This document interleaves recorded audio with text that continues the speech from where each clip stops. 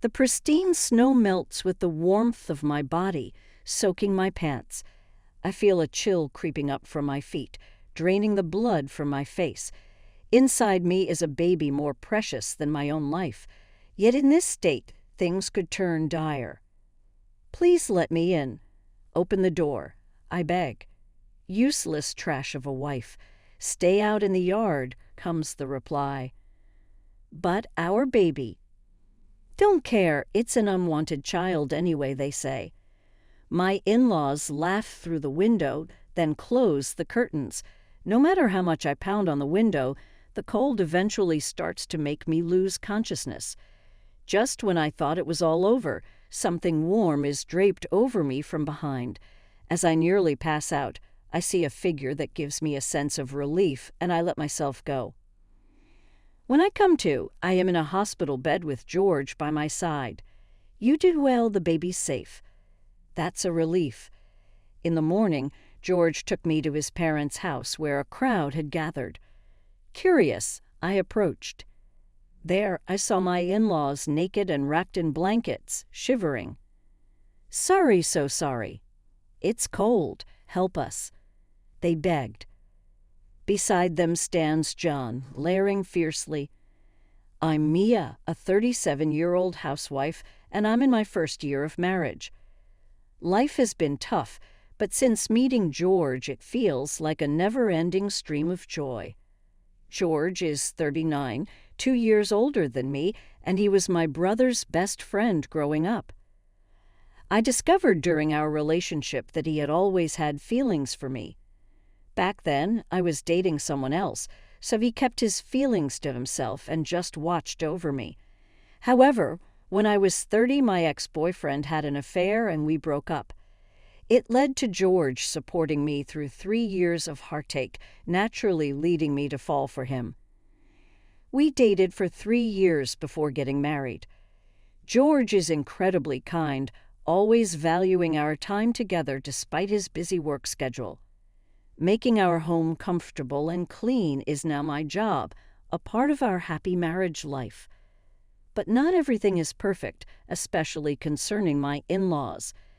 They were kind while we were dating, but turned cold after the wedding.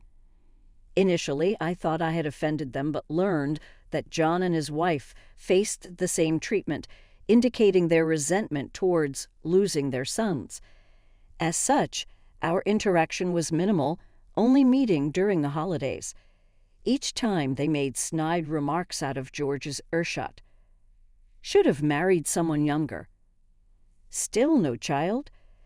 It was depressing to be told such things so early in the new year. It was the first new year after our wedding. They complained about our lack of children, despite it being too early. My age seemed to be their main concern, whispering remarks about late pregnancy. Finally, losing my patience, I responded firmly, defending our choice to plan our family together. Since we've just gotten married, I would like to decide on children together with George. I think you may be worried about giving birth at an advanced age, but don't worry about it. Surprised by my retort, they turned red with anger, regretting allowing the marriage and demanding a child. How impertinent! I made a mistake by allowing you to marry my son. Now that you know, you should have a baby. My parents-in-law's angry voices echo in the living room. George, returning from the restroom, overheard and intervened. Dad, Mom, are you going to do the same thing to us that you did to John? I came back at Mia's request because it's our first time getting married, but if you're going to do that, I will treat you in the same way as John. George. There's a bit of a misunderstanding, you know. My mother-in-law desperately tried to make excuses while clinging to him, but all of them were nothing, and the wrinkles between George's eyebrows became deeper and deeper. Let's go home, Mia. You don't have to come anymore. Hey, George. Ignoring my mother-in-law's screams, he took my hand and left their house. After leaving their house, George apologized in the car, but I reassured him it wasn't his fault. He then promised we wouldn't have to deal with them anymore. 2 months later, we were overjoyed to learn of my pregnancy. We didn't inform my in-laws, but one day they suddenly called. "So you're pregnant, huh? Where did you hear that?" "That doesn't matter." "What's the gender?" "A boy." Though I already knew the baby was a boy, I had a bad feeling about telling her the truth, so I lied. "It's a girl." "A girl? Well, that's unfortunate. She can't be acknowledged as a grandchild then." "Go to the hospital right away and get it fixed." I was shocked. Fix the gender. I had never heard of such a thing. To me, my child was precious regardless of gender. "What do you mean? Is the gender of the baby that important to you?" "Our family has no male heirs. If you don't give birth to a suitable heir, it will be a problem. We don't need more girls." I was taken aback.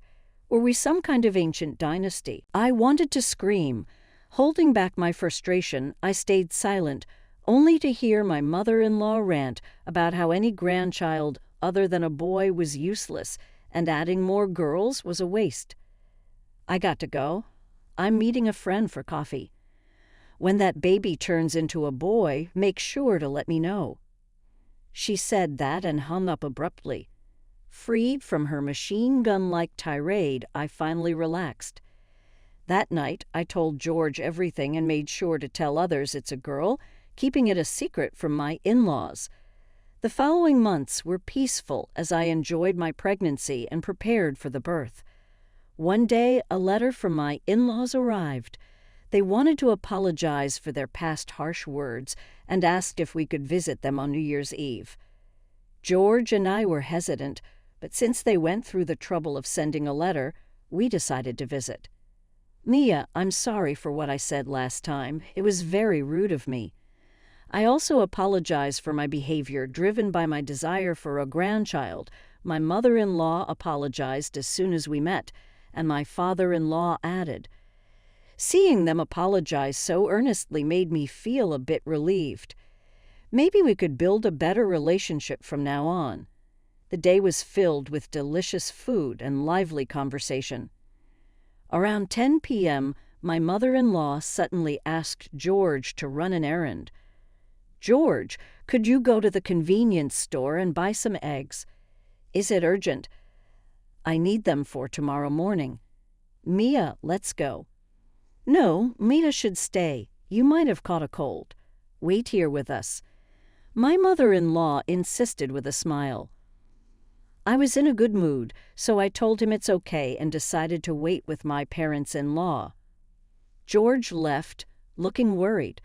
While waiting, my in-laws made some warm tea, and we had a peaceful time. "Mia, look, it's snowing." "Wow, that's true." My mother-in-law exclaimed excitedly. It was completely white outside. I was lured to the window by the beautiful snowy scene. "Let's step outside for a bit." "But it's cold." "Oh, it'll be fine for just a moment." My father-in-law reassured me. I opened the sliding door and leaned out slightly. "What?" Suddenly, I felt a push on my back and stumbled out into the cold. At that moment, I lost my balance and fell to my knees. I turned around to see the door already closed, with my in-laws grinning wickedly behind the glass. The pristine snow began to melt with the warmth of my body, soaking my pants. I felt a chill creeping up, realizing the danger to my unborn baby. Even though there is my baby in me that is more important than my own life, things will be terrible if things continue like this. "Please let me in." "Open the door." "Stay out in the yard, useless wife." "But my baby." "Don't care. It's an unwanted child anyway." They dismissed, laughing and closing the curtains. I pounded on the window, but the cold was overwhelming. Just when I thought it was over, I felt something warm envelop me from behind. As I was about to lose consciousness, I saw a figure and felt safe, surrendering myself to them. When I awoke, I was in a hospital bed with George by my side. "You did great." The baby is safe. Thank goodness. In the morning, George took me to his parents' house, where we saw a crowd gathered. Curious, I approached. There, I saw his parents naked and wrapped in blankets, shivering. "Sorry, so sorry. It's cold. Help us," they begged. Beside them stood John, looking as fierce as a demon. "John, why are you here?" "Mia, are you feeling better? I'm really sorry for the trouble my parents caused you." "Oh, well," John said with a kind smile. I was confused and didn't know how to respond. George then explained everything. When I returned from shopping, I found Mia curled up in the garden. I immediately covered her with my jacket. Seeing our parents having a party and sleeping in the living room, I wanted to hit them, but it was more important to get Mia to the hospital, so I resisted and called John. George was in such a panic that I rushed Mia to the hospital. Then I stripped our parents and threw them out into the garden. They were too drunk to understand the situation, and it was easy to push out. I watched over them until morning to ensure nothing happened, then called an ambulance. John added. His smile made me realize who the most formidable person was. The parents later confessed everything at the hospital, infuriating the doctors for locking out a pregnant woman, and were quite subdued. George handled all communications with them, forbidding any visits until after the birth. He also mentioned plans to sell their house and put them in a nursing home far away. I was surprised. On the day of their discharge, John and George took them to the nursing home, despite their constant complaints. "You won't have to see them again," George assured me when you returned. I breathed a sigh of relief, but at the same time, my anger began to boil over. I felt relieved but also angry that I couldn't confront my in-laws for disregarding our baby. I shared my feelings with George, and he agreed to visit them after things settled down post-delivery. I gave birth to a healthy baby boy. His weight was 3,000 grams, growing well without any issues. He was quite active, almost ready to roll over by 3 months. "Hey, George, I want to visit your parents." "Are you sure? Don't push yourself." "I'm fine. As a mother, I need to speak up for our child." "All right." George agreed and drove us there. The nursing home was, to put it mildly, not very nice.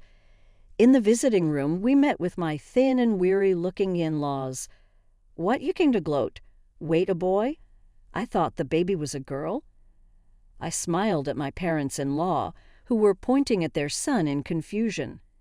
Then, while hugging my son tightly, I opened my mouth. "Long time no see.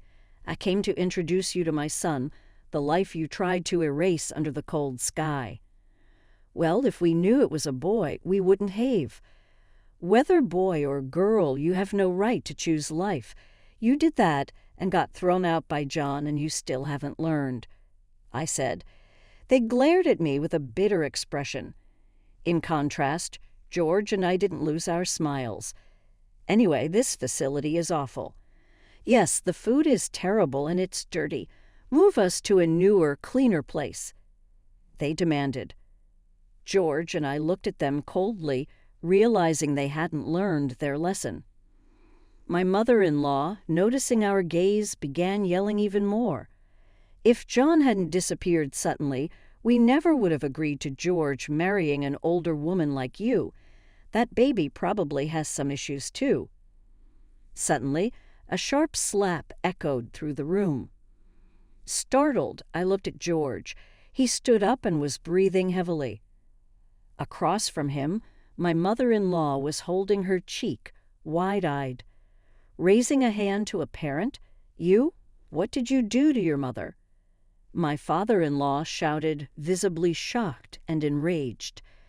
George responded with a voice so low it seemed to tremble the air. "Disrespecting my wife and child like that? You're no parents of mine. I want nothing to do with you ever again." "What? Mia, what have you told him?" My mother-in-law accused me, glaring at me. Despite being the cause of all this, she seemed utterly oblivious. I didn't tell him anything. Lies. It was the same with John's family. As soon as they got wives, our sons turned cold towards us. You must be conspiring. She claimed, deep in her delusions. I took a deep breath and let it all out. It's all because of how you treat me and John's wife. You call us old, refuse to accept any grandchild that isn't a boy, and dump all the household chores on us while calling us part of the family, and leaving me out in the snow on New Year's Eve. Do you even realize how low that is? You're just a wife. How dare you? There, you said it again, just a wife. Don't you remember you're a wife too? I'm different. That kind of logic doesn't fly. I said, her argument falling flat. She bit her lip in frustration, unable to retort. I turned to my father-in-law with a smile. And you, it's about time you stop harassing your sons' wives. It's disgusting. You try to touch us, comment on our bodies. It's enough to make anyone sick. That's just you being overly self-conscious, as if you're so pretty or have such a great figure. See, that's exactly what I'm talking about. It's creepy to hear such things from you. I had been fed up with his behavior since we were dating. Even after we married, his actions and words during our first New Year's visit and the recent New Year's Eve incident were beyond uncomfortable. When I told George, John also revealed that his wife had suffered similar treatment. As they lived together, her experience was even more blatant. I, like George, have no desire to have anything to do with you anymore, I declared firmly. Finally realizing their position, my in-laws turned pale and clung to us. I'll apologize. Please, you're all we have left. Yes, we'll leave everything to you in our will, okay? They pleaded desperately. George looked down at them with utter disappointment. He stood up, took out his phone, and he called John. Hey, John, Mia and I just told our parents we're cutting ties. What about you? Thanks for letting me know. I have some things to say, too. John responded over the phone, venting his pent-up frustrations and grievances, from their long-standing favoritism towards the eldest son to their meddling in his relationships and harsh words towards John's wife. It was a litany of appalling behavior. We did it all for you. We thought it was best. You had expectations because he's the eldest. That's why. Seeing them scramble for excuses was pitiful. Since I, a stranger, felt that way, George probably felt even more so. In that case, we're cutting ties too. Oh, and as a parting gift, I'll tell you my wife is pregnant. It's the boy you always wanted, but you'll never meet him. What? Why didn't you tell us sooner? Because you bullied my wife and Mia. You brought this on yourselves. Our hair, our long-awaited hair, no way. My mother-in-law wailed, her cries attracting the staff who led her away. George watched coldly. But you'll still see me, right? I'm your father after all. Huh? What are you talking about? Dad is the same way. You peeked into my wife's bath, hugged her from behind, etc. If it wasn't for you, I would have turned him into the police. I have no intention of ever forgiving you. No way. All right then. After John said that, he thanked me and George and hung up. After a moment of silence, my father-in-law looked at George with a questioning look. You're the only one I have anymore. You'll help me, right? We're father and son, right? George remained silent as his father reached out. George forcefully brushed his hand away. What? I chose this facility. I brought you here. I never wanted to see you again, and I didn't want you to see my child. It's because Mia wanted to speak her mind that we're here. Otherwise, I wouldn't have brought her. But if John ends up like this, you'll have to take over the house. What's there to take over in a regular salary family? We've already sold the house anyway. The next time we meet, we'll probably be in a coffin. My father-in-law just stood there, his face ashen, frozen in shock. George then took our child from me, cuddling him with pure love. Smiling at me, he simply said, "Let's go." And we left the facility. Since then, my in-laws have been living modestly in the facility. It seems the money from selling the house after paying for the facility left almost nothing, and their pension doesn't allow for any luxuries. The staff said they have no visitors and constantly bicker, blaming each other. Recently, my mother-in-law, infuriated to see my father-in-law holding hands with a new female resident, tried to attack her and fell, breaking a bone. She now can't live without a wheelchair, and still they blame me and John's wife for everything, even now. As for us, we're close with John and his family. John's wife is a gentle soul. We bake cookies together, visit our favorite matcha shops, and have become good mommy friends. After the incident, she gave birth to twins. It is a boy and a girl, surprising even the obstetrician who thought she was having just one. It's a rare occurrence, and both George and I were amazed but relieved that mother and babies were healthy. John is very doting and often takes the kids out with George. George is head over heels for our son, handling even the night wakings despite how tired he is from work, to the point where I have to insist he rest. He values his time with our son and is as kind to me as he was before we had children. Every day, I'm grateful I married George. As for me, I'm pregnant with our second child. It seems a girl. Enjoying tea while knitting baby socks with John's wife is my current joy. Feeling my baby kick and gently caressing my belly, I cherish these moments. With 2 months to go before delivery, I'm focused on treasuring this happiness and looking forward to welcoming this new life into our harmonious family.